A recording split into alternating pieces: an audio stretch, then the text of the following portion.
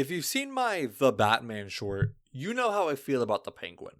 But you may not know why, and that's what this video is for. To get the record straight, I think that this show is an incredible piece of television, but I cannot in good faith give it above a 7 out of 10. Which is still good, by the way. I don't score off of school standards, I'm an adult. Anyways, I'm sad because the comic book show isn't like the comic books. This show serves a very unique purpose.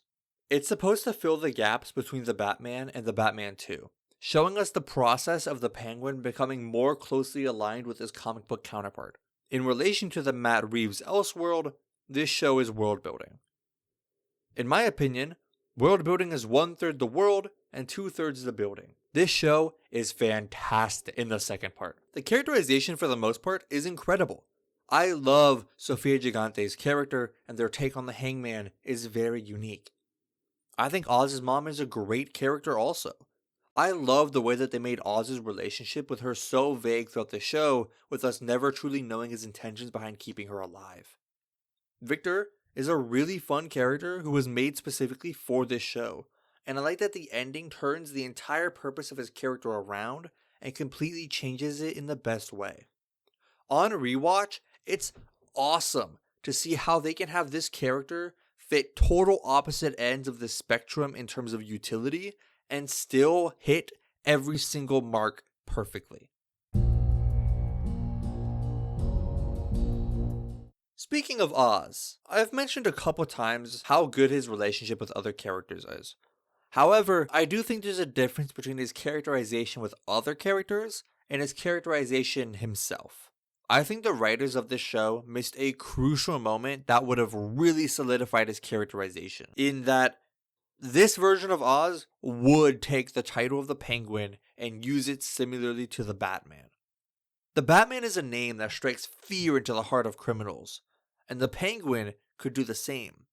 Having Oz be the forward-thinking crime boss who's willing to lean into the absurdity of Gotham City and claim ownership of such a belittling name would be so in character, especially the character shown in this TV show. I do think my idea doesn't work that well when you realize that his name is Oswald Cobb. Yeah, I'll say it. I don't like the name change. I don't like Absolute Batman's logo. I don't like Oswald Cobb. I think it's an unnecessary change, and feels like they just wanted a headline that says, "The Penguin is more realistic and grounded." And like, people have weird last names, man. Like Wiener, or Boner, or Assman, apparently. Motherfuckers are walking around with the name Assman, and you think Cobblepot sounds bad? You're in a world where a guy dresses in a bat suit and runs around punching people who sell eye drops. Having Oz's last name be Cobblepot could tell some very interesting stories. Have him be an immigrant like Gotham apparently did. I didn't watch it, but apparently they did that. And make part of his story him learning to accept his weird last name as a symbol of family pride. Then you could have him also learn to take on the name the Penguin for a similar reason.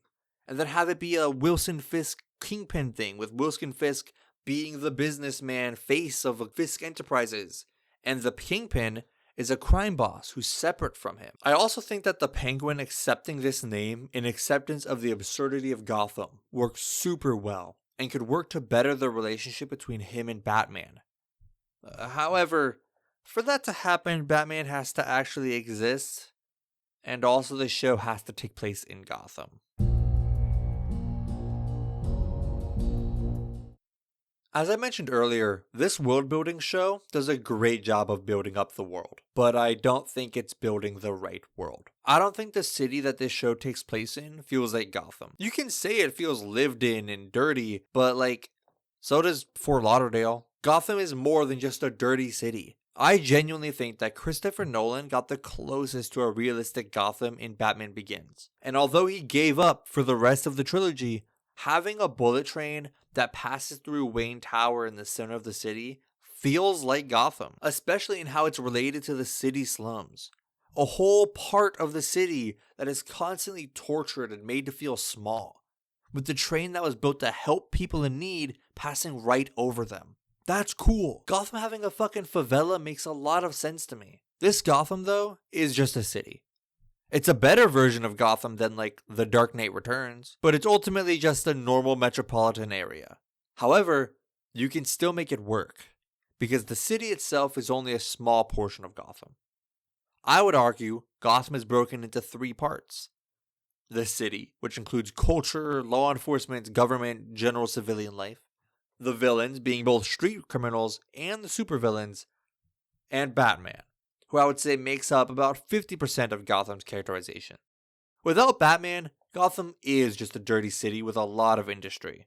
Or not a lot of industry if you're any live-action adaptation after 2005. This show only mentions Batman at the beginning of the show, where they just play the ending of the movie exactly as it was and move on. In an interview, Matt Reeves said, quote, "I don't feel like it's missing something fundamental. We know that this is the world of Batman." I think that Matt is incredibly wrong here. The Penguin is a show that takes place in Gotham, and we should feel the presence of Batman. You don't feel the specter of Batman because he's not around, and I think him being around is super important, especially when you're making a show from the point of view of criminals. We don't need to see Batman. In fact, I think the show would be worse if it was clear that Batman was focused on the events of the show. In fact, I can say for certain that Batman would have been able to solve the entire thing and end the show right here. It's also important to note that one of the key characters, Sofia Gigante, was in Arkham when Batman first started being around. There's something interesting there of her coming out of Arkham and Batman existing and having to like work with that. That could be interesting. That could build something between her and the Penguin, because the Penguin knows about fucking Batman. No. Flashing the bat signal at the literal last second doesn't fix the problem. In fact, it kind of makes it worse. That means that Batman is active. Or at least we have to assume that he is, because we have no reason to believe the bat signal wasn't on every night throughout the show, because they never show us. I mean, Matt Reeves suggests that we don't need to know whether or not it's on, because we know it's Gotham. We know Batman's around. Although most people likely forgot that Batman should be around because they were so focused on the great show in front of them. But then when you turn on the bat signal at the last second, you end up reminding the viewers that he wasn't there, including me, who was aware that the show felt weird without him. If you remove the bat signal from the show, it would be a lot better, and I would not remember to make this video. The real solution is that we should feel some of that fear from criminals in Gotham. A little bit of anxiety from the goons. Maybe that's part of the way Oz gets a leg up on the competition. Because everybody is scared of getting caught by Batman, that they don't go places they could. And that gives the Penguin a wide open market to sell drugs, since he's not scared of Batman. The Penguin has nothing to lose if it all comes crashing down. He's used to being at the bottom of the totem pole, while the Maronis and the Gigantes aren't. So he pushes his people further out despite their anxieties. Maybe we get a couple lines of dialogue. A newspaper could give us an excuse as to why Batman isn't present but still active. That would help a lot. Have Victor be scared of getting caught by the Batman, and then Oz can reassure him, and maybe even give us an idea as to what happened to him after the events of the movie. Maybe Batman has gone soft, or is too busy handling higher priority problems. Maybe Oz isn't concerned about getting caught with the Batman because he heard from the grapevine that he's busy handling other big villains, which could help us set up for the next movie, which is the point of the show.